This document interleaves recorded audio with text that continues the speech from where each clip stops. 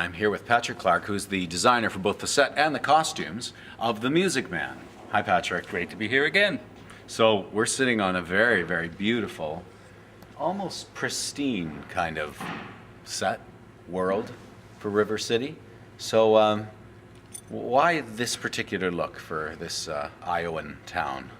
Well, I think, as I said, when we talked a little bit of one of our other casts, I said that one of the first images Susan had was the paintings of Andrew Wyeth.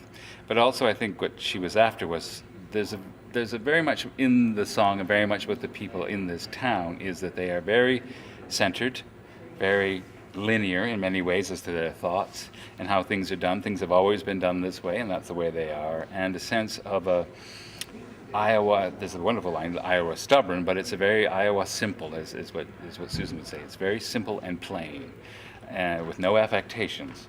And so I thought, well, this is a great way to start by keeping it all very clean, linear. Well-ordered. Well-ordered. It's a well-ordered world, in fact, yes. Take us through what happens to this well-ordered world.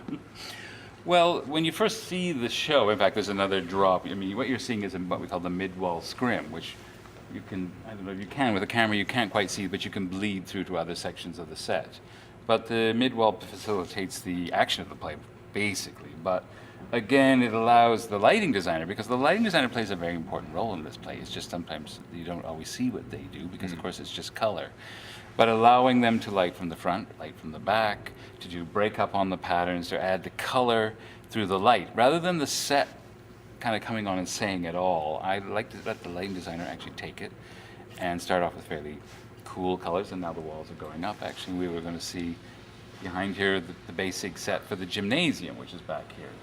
And behind that, you can see there's a black scrim behind that, but in many of the scenes, there's actually another wall in there done with more clapboards, more wood. Behind that also is the cyc. So again, Kevin can change it to pink, he can turn it to orange, he can do purple. So what's coming our way now is the gazebo in River City. And tell us about how you arrived at this particular look for this gazebo, Patrick. This is the gazebo. Please, Jay. And the gazebo has to, not only says to stand for, in a sense, the center of the town, but it is used because during the show, there's basically the ice cream sociable where everybody in the community comes together to the town. And so onto the stage will then come the mayor's wife and all the mayor's friends, and they dance this sort of Isadora Duncanish dance of Grecian splendor and purity. And now you see behind the gazebo coming in a bit more of the town itself. And when will you have the town and these beautiful little buildings? Gee, I've never felt quite so tall. When will they come in? They come in once the train stops, we get to River City. Then when Harold Hill gets off the train, bit by bit, these little pieces, which are incredibly light, and they move, and they have fronts. Oh! And they have backs. So you can do backstreet stories if you want. I'm sure there are backstreet stories in Iowa. And Patrick, they light up. Yeah. The lighting department just did Are this they for you. individually lit up? They will light up. They light up. Like some we decided we'd leave on, some we decided we'd leave off, so that they wouldn't be completely, you know. Oh, there are no insomniacs in this town. No. So that some people do sleep at night. You see. So the spiral staircases go into these units up there. Those gates open. You can walk up in through there. There's I don't know if you can even see with the camera, but way up there you can see there's a bookcase, and behind that is a wall, and that all flies in behind. And I think if I'm not wrong, I hear the sounds of a spiral staircase approaching.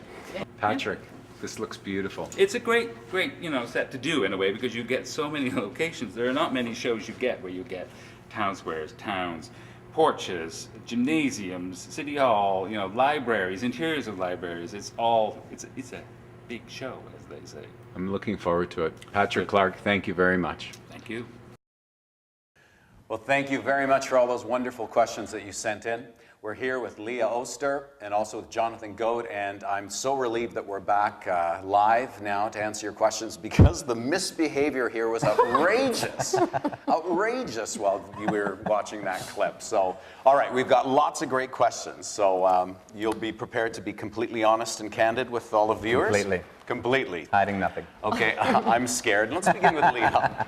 All right, there's a question about, could you tell us a bit about yourself? Tell us about what you did before you came, and also maybe tell us a bit about what the audition process was like. Okay. Well, after I graduated from the University of Windsor, Antoni's alma mater. No connection? No, of course not. I was lucky enough to work at a couple other festivals. I worked at Shaw and at Charlottetown for 2 seasons. And the last couple summers I've been in Port Hope at the Festival Theatre that they have there. Okay. So, well, that's great. In terms of the audition process, last summer while I was working in Port Hope, I was invited to audition. And after my initial audition, I came to Stratford to sing and do a few more scenes for Susan at that time. Okay, and what did it feel like? Did you have any sense that, wow, I really nailed this? Or was it one of those situations where you thought, oh, that didn't go so well, and then you were surprised? No, I thought it went well, but you never know. I mean, you have a lot of auditions that seem to go well that you don't get, and then you have auditions that you think you didn't do well at that you end up getting, right? So. Is this a part that you thought you would play one day? I'm not sure I ever thought about it in advance. Right. But, you know, I certainly did when I started auditioning for it. So your agent called you, telling you got the role? Yes, she did. And what's the first thing you did when you found out? I called my parents. All right, well, that's a better response than, you know, I petted my dog or, you know, or something. That's great. That's What did they say? They were excited. Yeah, Do they come to the festival? They do. Well, they do now. Yes, well, we build our audience one actor at a time. All right, Jonathan, how are you feeling? Here's a question about headlining a musical this season instead of being in a Shakespearean play. As long as I'm headlining, I don't. Just kidding. All right, okay. No, but here's another question that's kidding. related. They say, how do you feel about the fact that, you know, how do you like singing and dancing as opposed to, say, playing Pericles? Playing in Pericles. Well, yeah, to answer both questions, I'm thrilled to be a part of a musical. I mean, I will say that I try not to think of them as vastly different worlds. I mean, obviously, I don't dance very much in Shakespeare, but in the end, a good story is a good story. This story just happens to be told through singing and dancing a little more than fighting and Shakespearean verse. But you really dance and you sing. No, I'm serious. He was in. I don't know where he gets that from. But I mean, this is a man who studied social work and at one point thought he would be a police officer. So here's the news that he really dances.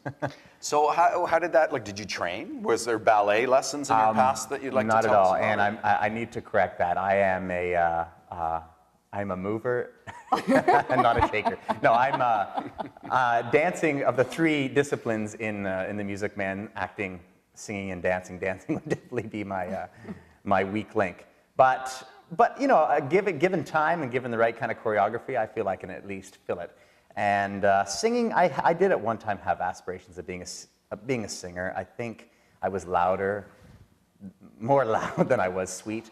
But as I said, the real benefit in this particular play is that Harold Hill is more than anything, I think, an actor's role, and it's a role that requires just kind of a whole lot of spellbinding. Yeah. Well, with regard to his dancing, I want to assure you that he is being, for the first time in my experience, modest. So I'm glad we got it on camera.